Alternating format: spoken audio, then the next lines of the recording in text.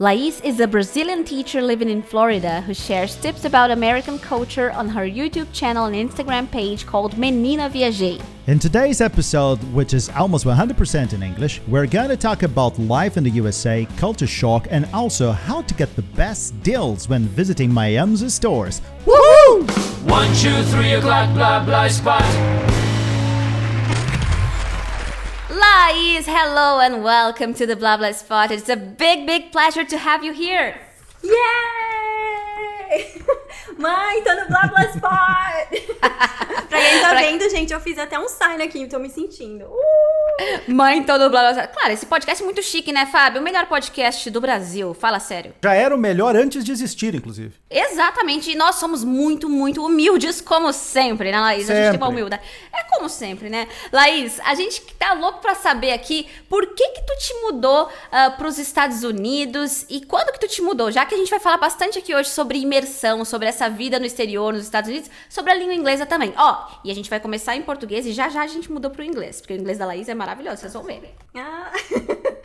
Tá criando expectativas. Ela coloca, eu falo set the bar high, ela coloca a barra lá em cima e pra pular. Baixa a canela, né? Socorro. Até parece que o inglês não é maravilhoso. Vamos lá.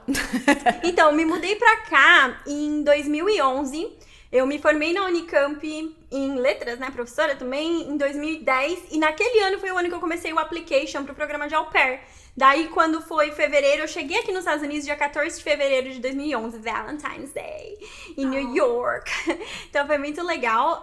E eu me mudei pra cá, o motivo foram dois, na verdade. Um que é o que eu costumo falar publicamente, e o outro ficará só para os íntimos que ouvem o Blah Blah Blah Spot.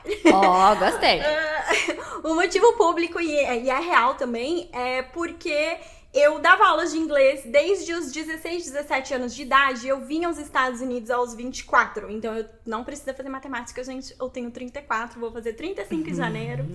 Então, eu me mudei porque eu já dava aula de inglês há muito tempo, né? Comecei lá com 16, 17. Minha primeira classroom de verdade foi na Microcamp. Eu dava aula numa escolinha chamada IBC, não sei se alguém já ouviu falar. E daí eu queria aprender mais sobre a cultura de um país que falava a língua que eu ensinava. E eu escolhi os Estados Unidos por dois motivos. Um, porque eu estudava no CCAA, então o Centro de Cultura Anglo-Americana, eu tinha mais contato com a cultura dos Estados Unidos, nos vídeos das aulas, enfim. E o outro motivo é porque o programa de au pair, que era o intercâmbio mais, como que fala? Custo-benefício, affordable. Tipo... Mais em conta. Mais em conta. E isso é uma coisa, gente, antes que vocês fiquem estressados ouvindo esse podcast, porque eu já sofri hate na internet por causa disso, eu misturo inglês com português de vez em sempre. Então, assim, não é frescura, eu tenho muita dificuldade, mas esse assunto pra outro podcast. Mas a Carina sabe que ela já veio aqui em casa e ela vê que eu faço essas coisas, assim, com o meu... Code switching, que é quando a gente fica trocando entre os idiomas. Eu acho que é muito tempo vivendo em imersão e é natural. Só que aí, aqui no Brasil, a pessoa fala assim, tá se fazendo, capaz que ela não sabia falar isso. Mas acontece, né, gente? É normal. Não é nem questão de saber, eu já vou voltar pra pergunta, mas é só uma questão de qual palavra vem primeiro na boca, pra quem tá aí de fora. É tipo, eu sei falar o que a Carina falou agora, como que é que você falou do affordable? Eu já esqueci de novo. Mais em conta. Mais em conta, eu sei falar mais em conta, eu sei o que mais em conta significa, mas o affordable vem na boca primeiro. Enfim, e aí eu vim por causa do au pair pros Estados Unidos, por causa da cultura. E aí, o lado que eu não conto publicamente do motivo de eu ter vindo... Estamos curiosos. Foi meio que pra ter uma chance de me reinventar num lugar que ninguém me conhecia. Porque na época eu tinha muitos boys, nada magia na minha vida. Era só desastre atrás de desastre. E aí eu tava de saco cheio já daquele clima, das mesmas pessoas. Amigos, não sintam-se ofendidos, não tô falando de vocês. Mas eu tava de saco cheio de várias coisas, assim, da minha vida pessoal. E eu pensei, se eu for pra um país, e os Estados Unidos na época era o que fazia mais sentido, eu nem sabia que tinha au pair na Europa, nada assim. Aí eu falei assim, além do inglês, além da experiência, eu vou poder conhecer gente nova, ninguém me conhece, não tem nada, sabe? Então é mais pra uma reconstrução emocional, mas eu não costumo falar disso publicamente. Mas é interessante, né? Porque isso acontece mesmo. Nem sempre a gente faz uma mudança dessas por um objetivo profissional ou de estudos. Às vezes é um motivo realmente pessoal, que é muito forte, né? Sim, pra mim foi. Tinha várias coisas acontecendo no âmbito familiar também, que eu tava precisando meio que tirar umas férias daquilo, né? Eu já ia falar um break. I need to get my shit together. Eu sei que, meu Deus. Preciso colocar minha merda junto. É isso que ela quis dizer. É um esforço mental tão gigante. Eu juro que quando a Carina, pessoal, falou assim... eu vou te convidar pra vir pro podcast. Eu não falei nada pra ela, mas a primeira coisa que eu pensei foi... Fuck, eu não consigo falar 100% em português e as pessoas vão falar, nossa, que nega fresca. Mas a ideia é essa, nem te preocupa. O nosso podcast, ele é um mix, né, Fábio? É verdade. Graças a Deus, eu parei de esforçar. A gente começa às vezes em português, termina em inglês, às vezes é o contrário. Mas, Laís, deixa eu te perguntar. Que ano que tu foste para os Estados Unidos? Te mudou para os Estados Unidos? 2011. Eu cheguei em 2011, mas o processo da mudança 10 anos. Tá indo pro 11º já, e o processo da mudança começou em 2010. Então o pessoal tem que ter isso em mente. A não ser que você é muito vida louca, não tem como você falar assim, vou amanhã, tchau. Não sei, minha vida não era assim. Então, sobre isso, que é dentro da questão da cultura, primeiro, antes de fazer essa tua viagem, já tinha viajado para os Estados Unidos antes ou não? Tu foi zero? Eu tinha viajado uma única vez de avião pro Rio de Janeiro. Eu era muito virgem nesse negócio de avião, de internacional, então pra mim era coisa de TV, assim. Então eu tenho uma pergunta assim que eu acho que ela deve estar na cabeça de muita gente que quer fazer a mesma coisa que tu tá fazendo, tá? Quais são aquelas... A gente sempre vai para algum lugar com uma ideia na cabeça, puxa, é assim, é isso que me espera, só essas coisas vão acontecer. Minha pergunta é a seguinte... quais são as coisas que tu tinha certeza que eram de uma maneira, mas quando tu chegou aí nos Estados Unidos, tu viu que era completamente diferente, ou realmente, se isso aconteceu, se tu estava realmente certa nas tuas ideias? Número 1, coisas mais superficiais, e eu boto a culpa na sessão da tarde, foram hidrantes, nem sempre são vermelhos, e a maioria nem é vermelho. Eu fiquei muito... agora... agora eu não vou para os Estados Unidos mais. Por favor. Agora eu não vou mais. Poxa, agora é uma coisa o hidrante absurda. tem que ser vermelho. Hollywood mentiu pra mim, eu fiquei muito chateada. Que cores que são os hidrantes? Tem várias cores. A minha amiga Marina, ela é brasileira, o marido dela é americano e ele é bombeiro. E uma vez eu perguntei pra ele, por que os hidrantes... Eu fiquei assim, como que é vermelho? E aí ele explicou que cada cor indica a vazão do hidrante e a pressão que vai sair a água. Então eles, como bombeiro, ao chegar num local e precisam usar o hidrante, eles sabem pelo código de cor o quanto de água que sai. Então eu não sei se o vermelho é mais forte, não quero falar besteira aqui, mas ele falou que é a ver com a vazão mesmo de água, por isso. Mas tem amarelo da cor do Minion, tem amarelo com chapeuzinho azul, parece uns Minions, tem prata, tem verde, tem um monte de cor. Olha só, então, o pessoal que tá aí ouvindo o podcast que tá pensando em ir para os Estados Unidos, já vai sabendo de antemão que os hidrantes não são todos vermelhos. E que pode ser muito decepcionante. E pode ser absolutamente decepcionante. Outra coisa decepcionante também foi que nem todas as casas são essas casas com porch, com varanda, e também nem todas são sem grade, sem muro. Depende da região. Existe casa com grade, que nem aqui no Brasil? Igualzinha no Brasil. Principalmente aqui em Miami, a próxima vez que você vir, cara, eu levo você pra passear. No centro, em downtown, ali naquela parte mais próxima. Quem vai pro centro, eu me lembro que eu vi. Em Little Havana, por exemplo, ou em Hialeah, existem algumas regiões ou bairros que eles são um pouquinho mais que a gente chamaria de rough, né? De comunidades mais... agora vai vir em português bem bom. Tipo, underprivileged, né? Pessoas... gente, que difícil. Mas enfim, é isso. São pessoas que têm menos recursos econômicos, tá? E aí, nessas comunidades, normalmente, as casas têm... Se o quintal é aberto, tem grade na porta, grade na janela, igual no Brasil. Ou, às vezes, o quintal mesmo é delimitado por cerca. Em outros estados dos Estados Unidos, eles vão ter por decoração também. Se você assiste bastante aquele HGTV, a Discovery, aqueles canais que mostram os programas de casa, você vai ver que alguns lugares tem cerquinha e tal, mas é mais decorativo. Mas tem sim regiões que são um pouquinho mais problemáticas no sentido de criminalidade, que elas vão ter muro, cerca. Não muro, mas cerca, né? Vão ser fechados. Que interessante. Sabe uma coisa que me surpreendeu? Eu não sei se te surpreendeu também, mas eu sabia que os americanos usavam muitas máquinas pra tudo, tipo lavar roupa, secar roupa. Mas eu não sabia que um americano não lavava um prato, sabe assim? Eles passam o paninho, o papelzinho... Será que eu sou americano? Não, eu sou muito brasileira porque eu não posso ter louça na minha pia. Então, eles passam, ó, inclusive a Laís tá bem americanizada. Me visite Passam, mais vezes. Passa ali o papel toalha, que pra mim já é um super trabalho, já teria lavado aquele prato, e aí coloca na máquina até juntar a louça, até ligar a máquina. Pelo amor de Deus, gente, lava esse prato que já é mais fácil, não acha não? Não, então, é uma questão de costume. Hoje eu admito que eu não enxergo mais minha vida sem meu dishwasher. Eu não tenho. E eu fiz reforma agora, eu não fiz. Eu sou roots, raiz. É que nem, aqui é louça que nem, raiz. é que nem quando a pessoa compra o carro com ar-condicionado. Depois tu comprou o teu primeiro carro com ar-condicionado, tu não tem carro sem ar-condicionado. Direção tu hidráulica. Nem entende como é que tu tinha um carro sem ar-condicionado. Your point is just like, you're so on point. Porque eu tinha um carro sem ar-condicionado no Brasil e eu vivia muito bem. Aí, a partir do momento que eu dei aquele upgrade pro meu próximo carro, eu tive Celta, K. E aí, quando eu tive o primeiro com ar-condicionado, eu falei, gente... Não, melhor ainda. O primeiro que não era mais manivela no vidro. Era um vidro elétrico. Eu nunca mais consegui voltar pra manivela. E aconteceu a mesma coisa com a dishwasher, então? Sim, é porque assim, na verdade, cada família tem seu costume. Aqui, eu não passo papel toalha, mas a Carina Fábio, quando ela veio, a gente fez noite de cachorro quente, ela ficou horrorizada, ela, Laís, lava essa louça. E aí, eu pego uma escovinha, assim, de cabinho, e daí você põe embaixo só pra tirar o mais grosso, porque as pias, no geral, aqui são equipadas com garbage disposal, que é um negócio... O triturador, né? Aquele troço de filme de terror, né? Que a pessoa volta sem o braço. Isso! Isso. Eu sempre penso nisso também. Eu sempre penso nisso. Eu só penso nisso quando eu enfio a mão lá dentro pra tirar alguma coisa que caiu lá que não deveria estar lá, daí eu fico com medo, daí eu fico assim, ai meu Deus, se ligar a eletricidade do nada, perdeu os dedos. Mas enfim, daí por a gente ter isso, e isso, gente, que fique claro, é só pra resto de comida, hence the name, né? Por isso que o nome é garbage disposal, porque garbage é o lixo, mas é o lixo orgânico de comida. Daí, tipo, vai ali dentro e daí por isso a gente só meio que raspa arroz, feijão, ossos de frango no lixo normal e a gente enfia na dishwasher. Então ele tá gorduroso, ele não tá um prato limpo e é mais rápido que ensaboar, enxaguar, colocar lá. E o legal da dishwasher é que ela lava e ela seca. Então de lá vai pro armário. Não tem o processo de ensaboar, lavar, enxaguar, daí secar, escorrer, secar, sabe assim? E também te dá esse...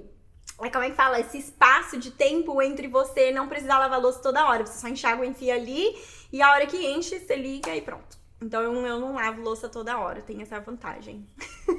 Tem que ter mais louça. Vamos combinar. Tem que ter mais louça. Não pode viver com 4 pratinhos, não. Tu tem que ter um jogo de louça bem grande. Karina, eu tô pensando seriamente em te convidar muito mais vezes para vir aqui em casa, porque eu acho que a visita ela tem que ter uma utilidade também. Não, mas eu sempre lavo a louça na casa dos meus amigos. Eu sempre me ofereço, né? Às vezes rezando pra que digo, não, imagina, mas eu vou lá e me ofereço. Daí a pessoa desaceita e sai, não. Aqui tu não precisa te oferecer, eu vou pedir mesmo. Não, Fábio, olha, que você... A gente se conhece... Gente, eu conheci o Fábio hoje, ele é sucesso. Quer dizer, eu conheci ele na internet, mas assim, eu vi ele, assim, de conversar hoje. Só que, eu Fábio... existo. Você não tá entendendo. O dia que a Karina lavou louça aqui em casa, a gente já tinha ficado muito amiga, a gente se conhece desde 2017, e ela veio aqui em 2019, então eu já tinha um relacionamento, mas é tão engraçado, porque eu comecei a rir com o Silvano depois, porque eu falei assim, amor, a Carina Fragozo tava lavando louça aqui em casa. Grande coisa. Porque assim, o que muita gente não sabe é que quando eu conheci a Karina, eu era muito fangirl dela. Tipo, eu descobri os vídeos dela sem querer no YouTube, foi tipo sugestão de vídeo do YouTube. E aí eu peguei e assisti assim, porque eu achei ela bonita. Eu falei, nossa, menina bonita, deixa eu ver esse vídeo aqui. Tu achou? Bye vibes. Fábio vai te cantar. Tu achou ela bonita? Não, eu falei, gente, menina bonita, deixa eu ver esse vídeo dela. Aí eu vi que os vídeos dela eram tão legais e eu não sabia de nada. E o English in Brazil, na época, era um canal de respeito, mas bem menor, assim. Ele tinha, uns 100, 200 mil inscritos na época. E aí, tipo, eu lembro que eu assisti, eu falei, caraca, que legal. Aí eu descobri o blog English in Brazil. E aí, quando eu vi que ela colocava, o blog era bem ativo, ele tá bem ativo agora de novo, né? Mas enfim. E aí eu peguei e mandei um e-mail pra ela. Eu falei assim, oi Karina, meu nome é Laís, formada em letras pela Unicamp, e se você precisar de ajuda com o seu blog, eu tô aqui, eu moro nos Estados Unidos, eu posso te dar insights e tal. Na época eu não tinha o Menina Viajei ainda. E daí, A Carina respondeu o meu e-mail, eu quase tive um infarto. Eu cheguei em casa, o Silvano, que é meu esposo, era meu namorado, na época a Carina Fragozo respondeu o meu e-mail. Gente, é muito louco pensar isso, né? Porque pra mim é tipo, tá, eu só respondi o e-mail, né? Mas é que a gente projeta no outro, às vezes, uma pessoa que tá se expondo, tá online, a gente projeta uma coisa, meu Deus, uma pessoa intocável, uma pessoa muito, né, longe de mim. Mas enfim, né? Mas eu acho que... gente como vocês, que são ralé. Mas eu acho que são os A-listers que causam isso na gente. Quando você vê, tipo, celebridades, tipo Jennifer Aniston, o povo, assim, A-lister de Hollywood, eles são pessoas meio que inatingíveis pra gente, né? Daí, quando você vê alguém que também que a Carina já era popular e tal, daí, tipo, responde e fala lá mesmo. Eu vou dizer uma coisa. Eu sou extremamente inatingível pra Jennifer Aniston. Com certeza, ela nunca vai te responder. Tu pode vir aqui que tu vai ver que ela nunca vai me ligar. Laís, eu queria propor uma coisa aqui agora. Não sei se tu vai se sentir um pouco confortável com isso, porque eu tô querendo falar em uma língua que é estrangeira aí a Miami, que é inglês. O que tu acha? That is so true. Nosotros podemos hablar em espanhol que estaria mais confortável. Não. Mi espanhol acaba aqui. E isso... Peraí, antes da gente entrar no inglês, só um comentário. Isso entra na última pergunta que vocês fizeram. Coisas que, tipo, me chocou. É descobrir que os Estados Unidos, a língua oficial dos Estados Unidos não é inglês, gente. Não é o inglês. Não tem? Não tem. E fala-se muito espanhol aqui. Los Angeles, a região de Los Angeles tem muito mexicano e a Flórida tem muito... Central America, cubanos e América Central, caribenhos e pessoal da América do Sul. Então você sai aqui, o que você ouve mais é espanhol e português. So is it true that people speak more Spanish than English in Florida, or it's like 50-50? I don't really know the stats, so it would be hard to say, but from my experience, it depends where you're at. So, for example, when you are visiting places like Hialeah, that's a neighborhood that is, I mean, I don't know if I should say a city or a neighborhood, but anyways, let's call it a neighborhood. So it's an area that is mostly, I would say, inhabited by Spanish speakers. So I went to the mall, it's called the Western Mall or something like that, I forgot the name. And I had to buy shoelaces. When I got there, I told the salesperson, the girl who was working at the counter, I was like, I would like to buy shoelaces. And she goes, no habla inglés? And then I was like, so shoelaces? And then she goes, cordones! I'm like, yeah, cordones! So that happens in areas where people, mostly Spanish speakers live. But for example, where I live, I always say Miami because it makes it easier. But Carina almost got in trouble. At the airport. So the officer asked, where are you going? And I said, Miami. And then he said, well, the address you have here is not Miami, it's Fort Lauderdale. And I thought, oh my God, she said it was Miami, so where am I going now? Really? You're such a liar, I'm gonna be deported. Oh my God, I'm so busted. Didn't you think of that? So yeah. I went to Miami. I've been to Miami only once. It was in 1998 for a meeting. It was the craziest thing I've done.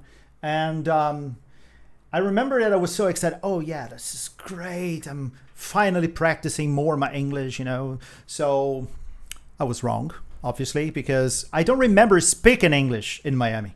But was it your first time abroad? No, it was not my first time abroad, Okay. but it was my first time by myself. I was alone. So okay, I'm gonna interact. I'm gonna talk to people. I'm gonna, really, really make it. I didn't. I remember I needed to get the bus to go downtown, and then there was this lady at the bus stop, and I said, "Hey, where can I get the bus downtown?" And she says, and I was like, okay, I don't speak Spanish and this lady doesn't speak English. That's all I need, But in the end, it was all fine. I was inside the bus. I was on the bus and I was really thinking that I was the only person speaking English inside. All of a sudden, there was this guy in the back of the bus who started singing, Guantanamera. Are And you I go like, okay, I'm serious. That's serious as a heart attack. And then And then the driver just look at back and say, no cantar aqui. No cantar aqui. I say, okay, what am I doing here? You know? But that would be fun. It was fun. I like this song. Yeah, I think that's somewhat a little bit of a stereotype because, I mean, if I were to say, like, I was gonna say, like, I live in Pembroke Pines. That's the name of my city. Only people on Blah Blah Spot know that now because I don't usually, like, first, safety reasons, I don't tend to share it. But I live in a city, and here there are a lot of Spanish speakers, but English is the most spoken language. And also in general, when you go to places where the Hispanic community is not as large, people speak English. Even Hispanic people don't know English because a lot of them, they're born here, so they grow up speaking English. But it is true that it depends where you are, but it is true that Miami has kind of like almost a 50-50 with Spanish. And have you ever tried to speak English? Have you ever started any conversation in English with an American person and then they notice that you're not American and then they start speaking Spanish? It happened, but not like if I start speaking English, I feel like I've always been respected and, and also I guess like my English is intelligible, so it's not like a big deal for whomever I'm talking to. But I had the other way around happen in which people looked at me and I look Latin. I don't look white. Oh, people in Brazil, I am a white woman in Brazil, but I am not a white woman in the United States. The Caucasian here is like, Fábio is Caucasian, Carina sort of, but me, like, I'm almost invisible. So Carina too, like my husband, for example, he's American on paper, but he's Brazilian, but he's from Paraná, has blue eyes, so here he's considered a white man, but I am not. So it happened to me that people approached me already speaking Spanish, assuming that because I'm Latin, I speak Spanish, which I do, but because I studied Spanish, not because, I'm Latin. And have you ever faced any kind of prejudice because you look Latin? Not because I look Latin, but because I came from Brazil. Some people, they have this idea. Not all people, okay, guys? Take this. I know. Like, no, I'm not generalizing. Mainly Americans who work with foreign trade or have been abroad, they don't think it like that, so I'm not stereotyping. But there are some people, just like in Brazil, we have those too, that they have never been outside their comfort zone, their land, so they don't know better. And when I first got here, I was an au pair in Georgia, Atlanta, and then I moved to Miami to be an au pair with the second family because I got a rematch anyways. And then this family, the grandmother was visiting from New Jersey, and she's the type that had never been abroad. And she asked me, oh, you're from Brazil, so you live in the hills? And when she asked me, I was like, what do you mean? She was like, in the hills. You mean like the favelas? She was like, do you live in this alone? So I was like, no, actually, I live in a nice residential neighborhood with a pool and a grill and stuff. So no.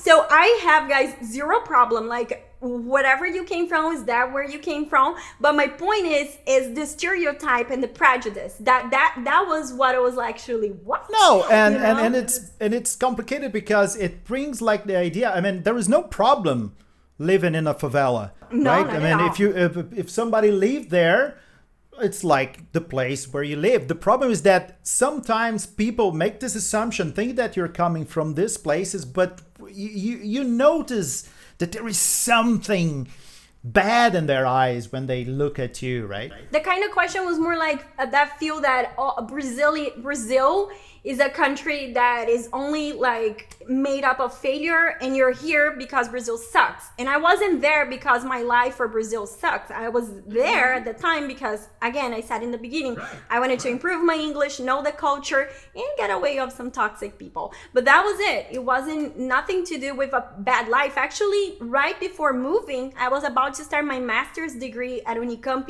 in language acquisition, and I quit that to come on my, au pair, to come into the au pair program. But I was like, no, I'm not from the hills. But I wasn't offended or anything, like, because she thought it was more like, I took that as my country. Why would you assume that just because I'm Brazilian? That is like very uneducated.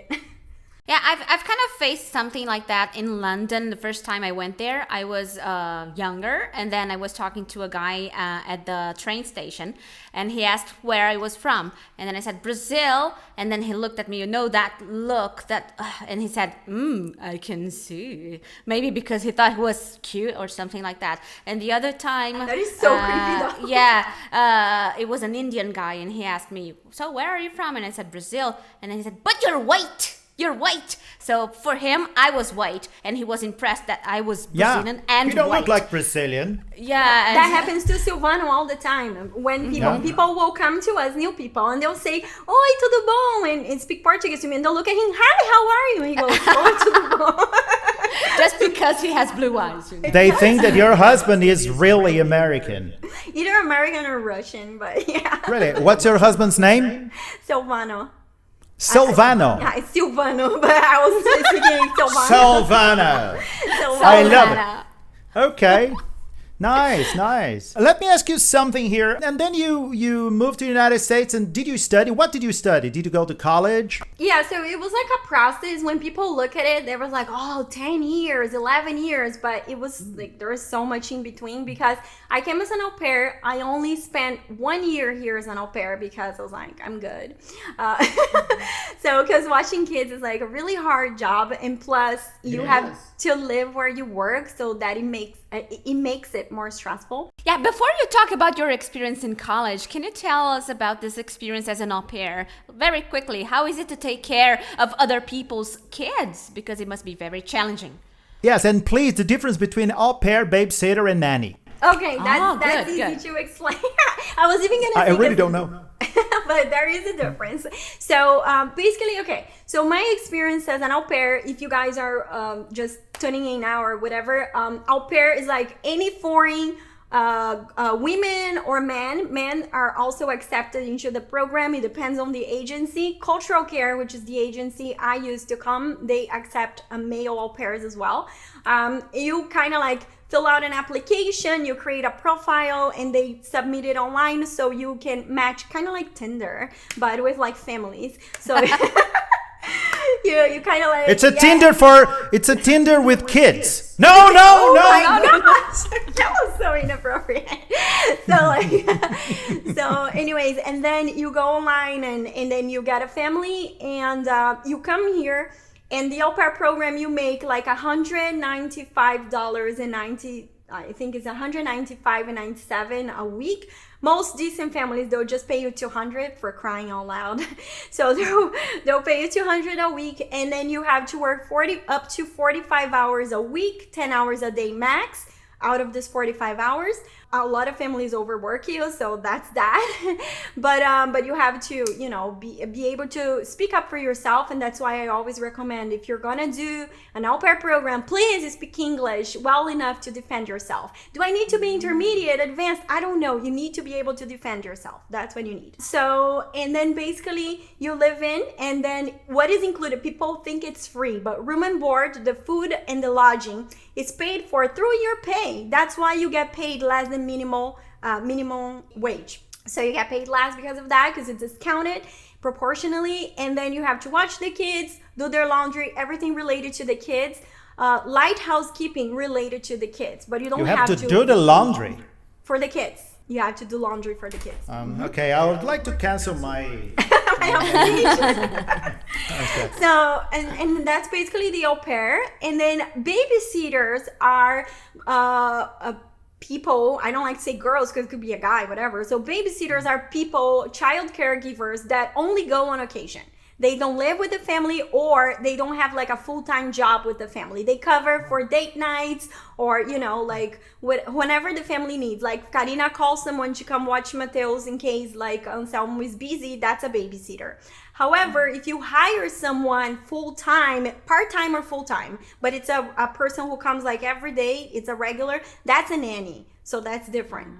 And in the case of Carina, she's a person who takes care of kids and also can wash the dishes in the house. What's the name? How much would I get? It depends, because like the au pair program is it's for foreigners. if you're American, you cannot be an au pair in the United States. You can be an au pair maybe in Europe, but not here. So you have to be a foreigner. That's reserved for foreigners, and it's regulated by the Labor Department of the United States. So it's totally legal. You get a social security, you pay taxes, everything legal. The nanny, it can be a foreigner, a local, anyone who has a part-time or full-time job, and the babysitter is the occasional one. How did the kids call you? Like a nanny or Laís or Miss something? Okay, so it also depends on the family. So I had families that they just called me, because I had 3 families with the au pair program. In the first family, they called me Miss Laís. In the second family, they called me by my name, Laís. And the third family, also just by my name. But then I had family... They called me Rubens? Rubens? They called me Lice. Do you guys know what lice is, guys? You know when you get those little bugs in your hair that itches? So they would, like, when they were, like, mad at me or trying to make fun of me, they say, hey, lice. Not like P.I.s. They call me Piolho. That's so mean. But yeah, so it varied. Some people would just call me Laís, and some kids will call me Miss Laís. They would never call you Annie, right? Auntie, like Chia, Aunt Laís. Never. It's not common in the USA. Not if you're a babysitter, or a nanny. Just if you're really their aunt. No, you hear it. Yeah, my auntie or my auntie. Yeah, if you're related to them, or I don't know. How often do you see Americans doing this job as nannies or babysitter? Not obviously as au pair. Yeah, very often. There are a lot of people who do it as a career. There's even a community that for the longest time, I'm still part of it, but I'm not active in there anymore, called the Nannyhood. And they help each other out. So but it's mostly women who do this job. Nannyhood. Yeah, it's kind of like a closed Facebook group. I imagine a lot of girls in the kind of a cult burning crosses and we are the Nannyhood. No, the Nannyhood, they help each other out. Like the other day I saw a girl posted that the dad wasn't coming home. She was concerned. She called the mom. She thought he could have been in an accident, but thank God it wasn't nothing. But he was supposed to be home at 10 and in the morning because she did an overnight. That's what we call when we sleep with a child. We call it overnight. So she did an overnight with the kid. And then it was like noon. He hadn't showed up yet. So she was freaking out because the mom was out of town and the dad wasn't coming home. But apparently, I didn't read the update, but he was fine. It's a huge responsibility, right? I can't imagine myself. Have you ever killed a kid? No. Just by accident. We won't tell anyone. No? Okay. Nothing that I would publicly disclose. Okay, but coming back to the college question, tell me about what you studied. Okay, so I pursued 2 different college degrees in the US. So I have an associate's degree in business administration, which would be equivalent to a tecnólogo degree in Brazil. And also I have a bachelor's in supply chain management, which is bacharelado em gerenciamento de cadeia de suprimentos. So basically, I have 2 business degrees in the US, and that was way after the au pair. So when we were talking the au pair, I ended the au pair program in 2012. Oh, because that's actually what we're talking about, the process, right? So, and then we jumped into the au pair and nanny. Yeah. But I'm sorry, it's a crazy podcast. We make our guests confused. Yeah, we make our guests so confused. No, it's okay. I was just trying to keep tabs on okay, am I answering the questions or just... Hello, and welcome to another edition of Confuse a Guest. Here we have Laís Gonçalves from Toledo. Right. Hooping. Oh my gosh. So anyways, I finished that program and went back to Brazil. I worked for IBM for a year and a half. And then I had a boyfriend who was not my husband at the time, American, and I wanted to come back to be with him because we dated for 2.5 years. So I came back for him, but then he didn't work. We broke up. But I had already applied for college, so I came back for school anyways because I liked the US. I already had a place to stay. I had my roommates. We rented a place together. So that was my first college degree. And I only met my husband in 2015. So nowadays, I do have a green card. I'm a resident in the United States and I can live and work here and I don't need any more visas. But this was a whole process of many years. So when it all started, 2011, I only got married in 2018. So you do the math. because I'm a teacher, English teacher. I have a calculator. Don't worry. I'm just kidding. But I think it's like about 7 years apart. And then I started college. I applied here, so I never had to take the TOEFL or the IELTS, none of those proficiency exams. I just took the college admission exam, which they had called LOELP, which is Levels of English Language Proficiency Test. And then I had the other one, which was the PERT, which I think it stands for Post-Secondary Readiness Test. Meaning just if you are like, if you're, that is for anyone in Florida who did not went to high school in the United States. So even if you are from London and English is your first language, you have to take the PERT. So those are the tests I took. I got into college, graduated with highest honors to the bone. Wow, good job. To the bone, Menina. But I have an explanation for that. Yes, I am kind of a dork and a nerd, but it was because you get more opportunities. When you are a foreigner, school is already so expensive because you have to pay out of state.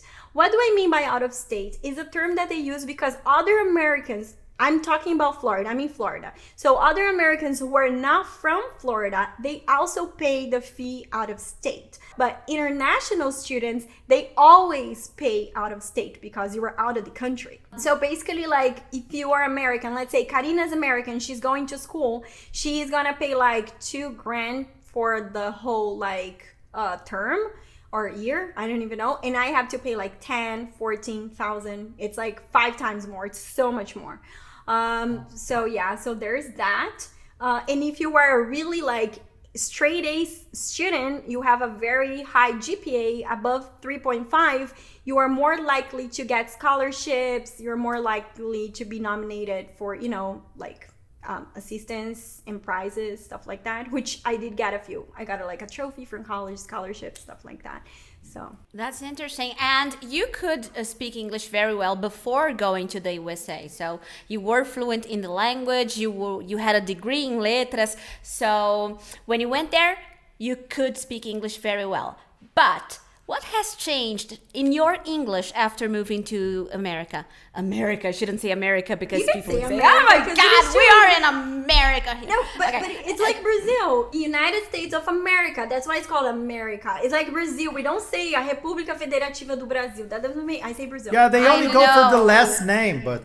Yeah, I'm just trying to be careful here because, well, people always complain about something. But I would like to know, how has your English improved after moving to the USA? And also, tell us about this immersion experience. Did you notice that Americans make some mistakes that it was like they were like surprising to you? Oh my God, but I learned that way in the book, and then they speak in another way. So tell us about this experience with the language. Okay, a lot of questions. I'm trying to process. I know. Welcome to Guess the Guest. No. Welcome to Confuse the Guest. I'm gonna power up my memory skills. Okay, so I guess the first thing you asked me was about what happened to my English, right? So Laís's English 2011, Laís's English 2021. So I think the biggest change was proficiency. I was fluent in English. I had proficiency to a certain extent. However, going to college here, being in immersion, but just not geographically, but academically, linguistically in immersion, made my proficiency exponentially improve. Skyrocketed. It was crazy. So the English I speak today, not just my pronunciation, but vocabulary, right? My vocabulary, the way how I feel way more at ease to speak English. English and Portuguese at this point in my life have become interchangeable. I don't care which language I'm speaking, and for certain topics, as a matter of fact, I feel more comfortable speaking English because I learned those topics, those things already in English. And one example would be accounting. My sister, she's an accountant in Brazil, but I went to business school in the US, and in Brazil I had never learned anything about accounting. But here, when I have to talk about it, and I want to talk about it with my sister, guys, I'm not an accountant, so I'm not, but when I have to talk about it, I struggle because, for example, the main formula of accounting is assets equal liability plus equity. I have no freaking idea how to say that in Portuguese, you know, because translation, when it comes to like specific fields of study and stuff, it's not enough because you have to see how people call things. No, liability is passivo. Asset is ativo. You see? But yeah. But I would never. But don't worry, I know nothing about that as well. So like you tell me passivo in English, my first reaction would be saying passive. Like I don't know. So that's my point. So I feel like the number one thing was my proficiency like improved, and my grasp of the English language is significantly. I love it. I love that word. My grasp of the English language has significantly increased. It's very noticeable. What's the other thing you asked me? If you notice that Americans make some grammar mistakes or they speak in a way that is different from the books, and you were like impressed. That mistake that you would correct a student. Oh. Yeah, and then they are speaking like that. Yeah, so this is the one thing that living in the US has really helped me as a teacher, because I was taught, like everybody has been taught in the 90s and the 2000s, which is like, this is right, this is wrong. And today I'm like one of the biggest advocates for like, mistakes do not exist. And I'm gonna explain myself real quick. When I say errors don't exist when it comes to language, because what I preach now after living here and seeing all the shenanigans that happens when it comes to language. You see, her vocabulary is amazing after 10 years in America. I love that word too. Like they use it a lot when something's like crazy. Say, what's with the shenanigans? You know, what's going on? This week was shenanigans means was crazy. So anyways, I say that there are three things that you, like as a person learning a language, you should understand. When we talk about why have I transitioned advocating against like errors or calling things mistakes? Because in society, as a child, we grow to learn that when somebody says that's wrong, that means you are committing a crime, an infraction. You are not doing something you're supposed to. So you're not being a good person. You know, that's how like that. This is what we relate to when we think about right and wrong. It's a heavy word. Yeah, it's a heavy word. When you think about it, you feel like I'm less, and nobody wants to be less. You know, nobody wants to feel like they don't belong and be marginalized. And people who do wrong things, that's what happens socially. They're marginalized. This is talking about mistakes in general, like in life. So you don't want to be that person. And that, when it comes to language, it happens to stop you from practicing because you're like, I don't want to make a mistake. I'm not ready. But when you look at language, there are only three possibilities. You're either meeting expectations. So you are saying what you're supposed to say in the context you're supposed to say, and you're making sense. So that's one option. So that is what we would call speaking English correctly or having a good English. Then the other option is speaking words that do exist, that are possible in the language. However, they are inappropriate in that context. You don't use them like that. And that's why that causes confusion. But it's not a mistake. That could be due to language transfer. It could be due to so many reasons. So that is another thing. So it exists, it's inappropriate, or it doesn't exist. That's why it's not a matter of a mistake. You just said something impossible semantically, grammatically, and people are going to start blanking at you like, what the heck are you saying? So basically that's why I advocate in pro of like, don't look at, not meeting expectations as making a mistake, but more like, whoa, I need to work on my proficiency. And that I learned living in the US. One anecdote that I have that is really funny, actually, is with my roommates. We were playing Baconopoly, which is like Monopoly. In Brazil, we call that game Banco Imobiliário. Okay, but what is it? It's a monopoly, but what do you say before that? Baconopoly. Baconopoly. Oh, okay. Bacon, what is the difference between... Oh, with bacon! Bacon! It took me some time to understand. I was thinking. Baconopoly. So we were playing Baconopoly, which is a version of Monopoly with pigs and bacon. It's similar. You buy pigs and stuff. So we were playing that, and we were drinking wine. And then both my roommates are American, Matt and Sissa. And they're not my roommates anymore, but anyways. And then we were drinking some wine, and then their wine was kind of like tasting bad. I wasn't drunk or anything, but it was just like, So I was like, I don't want to drink this anymore. And then my roommate said, oh, that's because you're drunk. And then I replied to him, I'm not drunk. I haven't drunk enough. And then he was like, it's not I haven't drunk. It's I haven't drank. I was like, no, it's not. I teach English. It's not. I was like, breaking Present perfect. Present perfect. Present perfect. Come on. I was like, no, So no. you were teaching the American how to speak English properly. That's a did- full he- circle moment. He didn't believe me. So he went on. He's very competitive. I love math. 2 pieces math. Matt, if you haven't listened to this podcast, I love you. So like, and he's very competitive.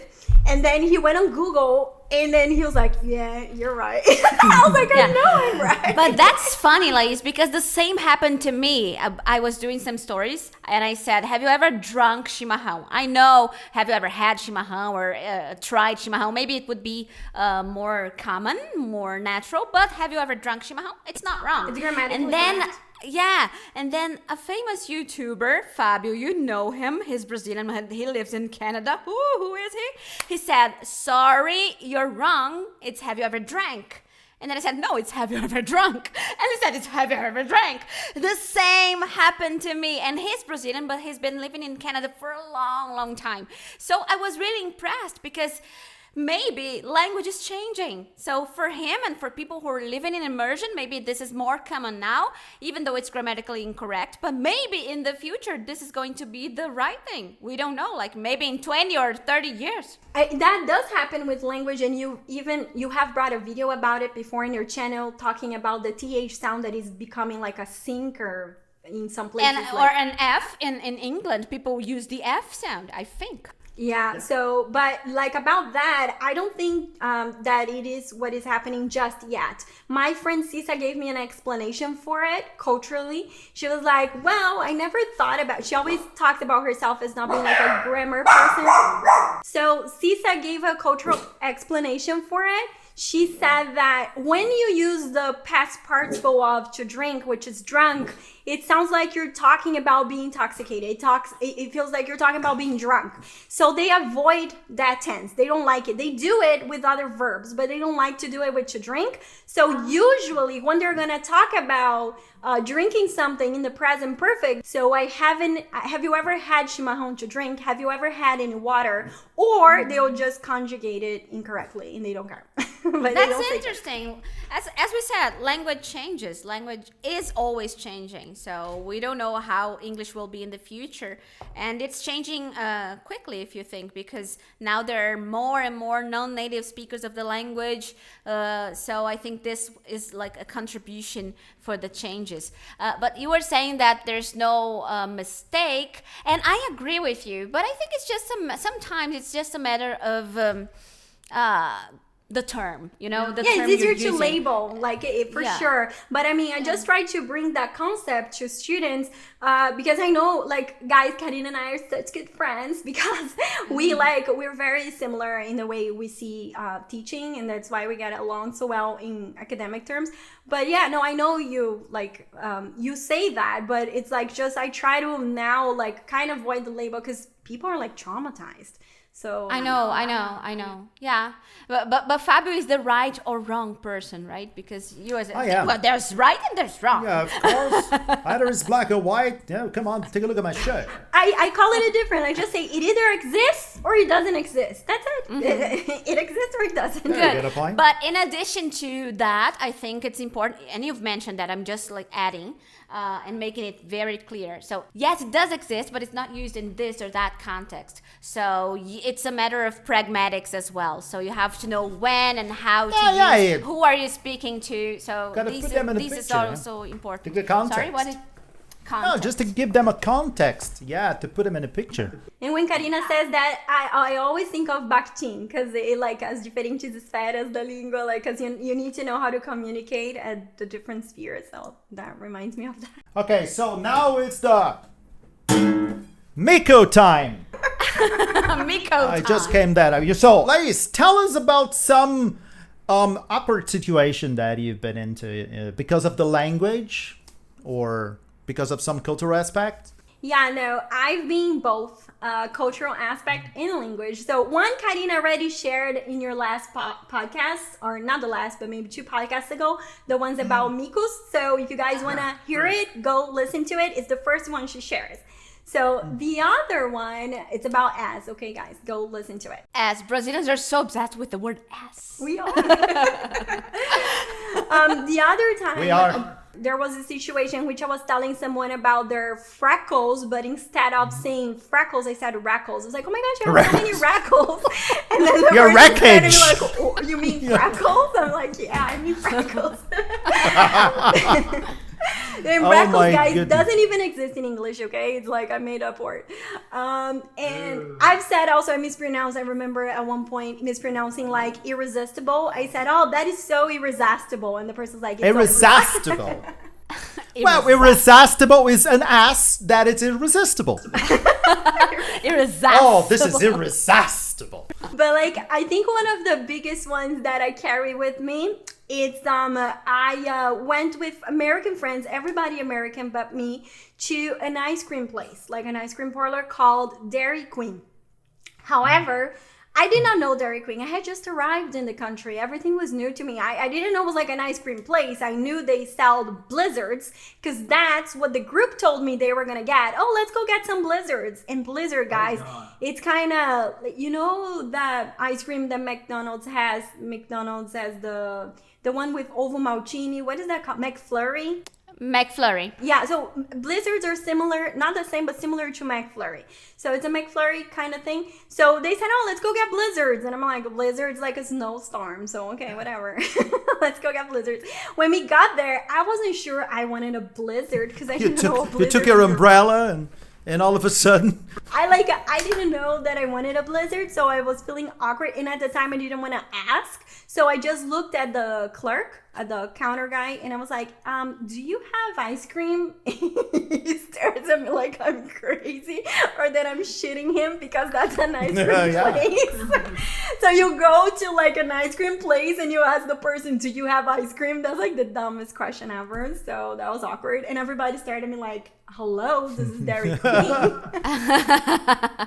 I'm not sorry, such a big I'm sorry I meal. asked. Oh no, it was awkward. It's like asking for people to add sugar to your sugar cane drink. That makes 0 sense. Okay, yeah, I agree. Now going back to português, eu quero te perguntar uma coisa agora em português, que eu acho que é assim, a utilidade pública, e eu quero ter certeza que todo mundo vai entender, até porque a gente corta algumas partes do podcast, e nesse corte aqui eu quero que todo brasileiro consiga entender. Então, Laís, muitos brasileiros vão para os Estados Unidos para quê? Para fazer compras. Inclusive, eu fui, né, na época que eu tava grávida, para fazer o meu pequeno enxoval lá em Miami. E eu descobri com a Laís que não é só chegar... Gente, pra fazer compra é muito cansativo. Eu falei, Laís, vamos passear. Eu tinha 4 dias. Vamos lá, vamos aqui. Fui em lugar nenhum. Fui numa praia um dia, porque os outros dias eu tava dentro de shopping, porque é muito cansativo. Mas é legal também, porque vale a pena. Valeu muito a pena. Mas aí eu descobri com a Laís que não é só chegar na loja e ficar lá perdido. Se tu chegar sem ter um plano, vai ser muito mais difícil, tu vai perder tempo, tu vai pagar mais caro. Então, quais são as tuas dicas de ouro, assim, de uma pessoa que vive onde os brasileiros vão o tempo inteiro para comprar melhor, para comprar coisas que valem a pena? Fala dos cupons, porque eu descobri que existiam aqueles cupons. Vale a pena comprar aquele caderninho de cupom no shopping? Como que funciona? Okay, so, Eu gosto da Carina, não, com licença, eu gosto da Carina que ela faz uma pergunta super simples e direta. Basta dizer sim ou não. Compra o negócio, compra, não compra. Então, eu não sei sobre... depende, se você tá ali no shopping e não tem nenhum cupom, aí até vale a pena, né? Porque ele tem de várias lojas e eu acho que você deve pagar o quê? 5 ou 10 dólares no cupom. Mas... O que dá 150 reais. 150, R$1 milhão. Mas, assim, uma coisa que eu recomendo, se você está vindo pra cá e já tá vindo com a intenção de compras mesmo, antes de vir, eu começaria a cadastrar o meu e-mail nos sites das suas marcas favoritas. Então, por exemplo, as lojas que eu gosto muito aqui, Banana Republic, Loft, Ann Taylor, Francesca's, I don't know, Adidas, Renner. Nike. E aí, o que eu faço? Pernambucanas. Pernambucana. Soberana dos móveis. Agora entreguei minha idade. Nossa, nem me lembrava. Corta essa, Daniel!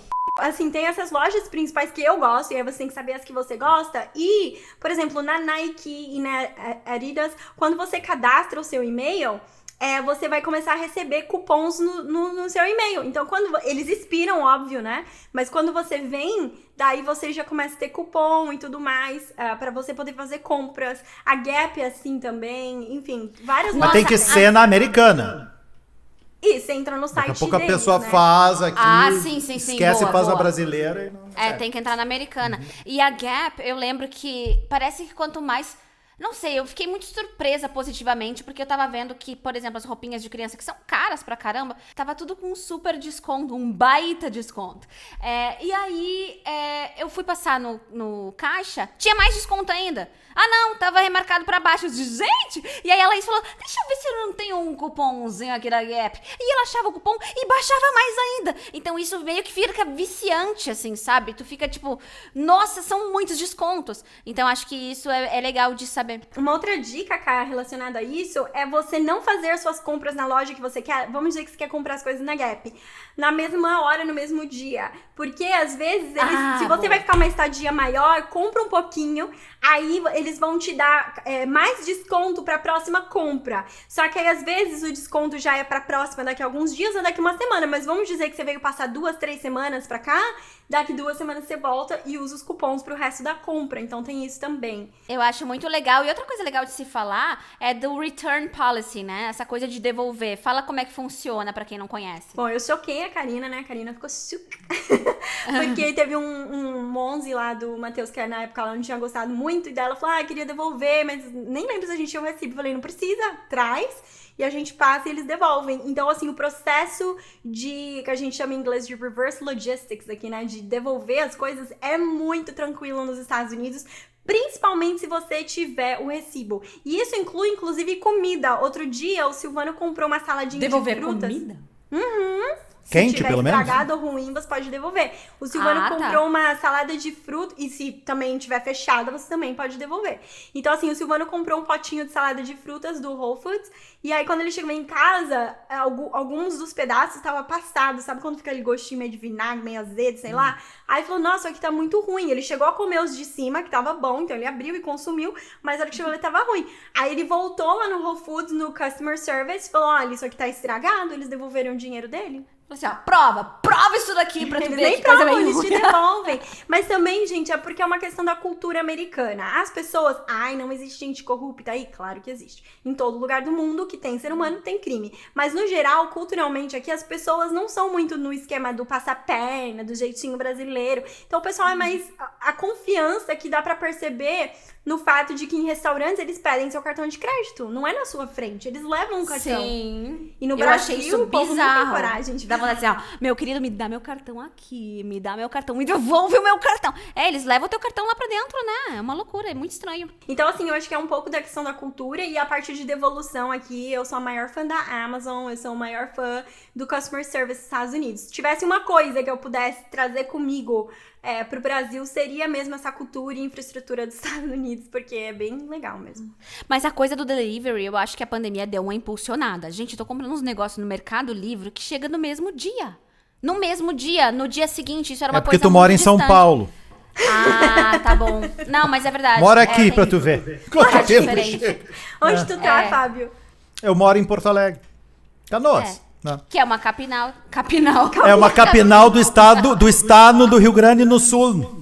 Vamos perguntar pro povo de Alvorada como eles se sentem sobre o online shopping. Pô, nem conta. Na Alvorada conta como Porto Alegre também, é a mesma coisa. É região Mas metropolitana. É que São Paulo é muito rápido mesmo, assim. Sério, eu comprei um negócio no Mercado Livre e chegou, achei muito, muito, assim, moderno. Gente, que maravilha. Fiquei bem feliz. E quais são as lojas, assim, mais baratas pra comprar? Tipo, assim...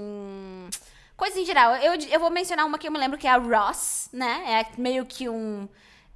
Eu poderia dizer que é meio que um balaião, ou eu vou estar sendo preconceituosa com a loja? Não é preconceituosa, não. Porque lá você vai achar coisas de marca ou whatnot. São os mas... discounters, né? Que eles chamam. Isso, Discounter. só que assim, a loja... se eu tivesse que descrever, eu diria a loja do garimpo. Porque você tem que É ter verdade. tempo. Tem muita coisa feia na... Gold digging, Muita né? coisa boa. Gold digging, porque tem coisa feia, não tem todos os tamanhos, às vezes depende do que é, e também é meio assim, eles tentam organizar o máximo que pode, mas é diferente de quando você vai numa loja, tipo, a Banana ou a Loft, alguma coisa assim, não é o mesmo jeito, mas realmente, a Loft, a minha sogra, a Ross, minha sogra ama ir na Ross. Outras lojas baratas aqui de sapato tem a Charlotte Russe, tem a Claire's pra bijuterias, coisas do tipo. E qual é o nome do shopping mesmo que a gente foi? A gente foi no Sawgrass Mills Mall, que é o maior Que é shopping bem grande. de outlet, acho que da Flórida inteira, se bobear. Né? Jura? Por isso que eu voltava podre de lá. Grávida. Grávida de 6 prenha. meses. Nossa Tu voltou senhora, grávida era do muito shopping? Como é que foi isso? Não, eu fui grávida e voltei Ah. grávida. Olha Não, mas só. olha só, a Ross, deixa eu só falar um negocinho da Ross, que muito brasileiro fala, Ross. Tipo, eu não gostei. Porque eu não tinha muito tempo. Então, essa coisa do garimpo demora muito tempo. Tu tem que estar com muita paciência. Tu tem que estar assim num dia. Hoje eu vou garimpar. Porque a loja é enorme. Tudo é grande nos Estados Unidos. Tudo é grande. A loja é grande. O shopping é grande. O refil do teu refri é grande. É tudo muito grande. Então, aquela Ross me deixou exausta. Eu acho que eu comprei meia dúzia de coisas e saí. Porque, cansei, sabe? Mas tem coisa que vale a pena mesmo. Um lugar que você comprou foi a... Desculpa, Fábio. Não, Fábio, eu sei que eu nunca... tá sendo engolido pela gente. Pelo amor de Deus! Cala a boca! Vai. Não, eu ia falar uma piada super engraçada. Eu ia dizer que eu nunca fui muito do Ross, que eu preferi o Chandler, mas tudo Ai, bem. meu Tá, deixa eu... Eu não acredito que eu me preocupei em te deixar falar isso. Não, mas é que eu preciso fazer uma pergunta que eu tô há 5 horas tentando fazer e não consegui ainda. Ai, não exagera. Tu tem Que é assim, ó. Deixa eu perguntar. E pra pessoas tipo eu, assim, que vou pra Miami, eu vou querer comprar disco de vinil. Onde é que eu vou? Ai, muito específica essa pergunta. E claro, eu sou um cara específico, ora bolas. Tá, mas e aí? Where can I buy vinyl? Vinyl discs or whatever that's called. The only option Bom, I found is vinyl disc on Rua de Romalo Ortegão in Porto. He gave me an address in Portugal. In Portugal. Ok. Just It's go to easy. Portugal. Yeah, vamos pra Portugal. Let's go to Portugal. Laís, e assim, ó, claro que Miami não é só compras, a gente tem também praias muito bonitas. Então, fala pra gente qual é a tua praia preferida. Fort Lauderdale. Actually, ai meu Deus, pra falar português. Na verdade, as minhas praias favoritas, eu gosto em Miami, a minha favorita é o South Point Park. Podem procurar South Point Park. É porque bem ali tem um playground pra quem tem criança, tem aqueles como chama o negocinho? Os splash pads em português, onde solta a aguinha para as crianças ficarem correndo. Tipo, Bom, aqui no Brasil é encanamento estragado mesmo. Eu acho que nem tem. Tem? Sei eu. sabe, aqueles lugares. Tem, mas que é eles culpa da prefeitura. que eles colocam água saindo do chão.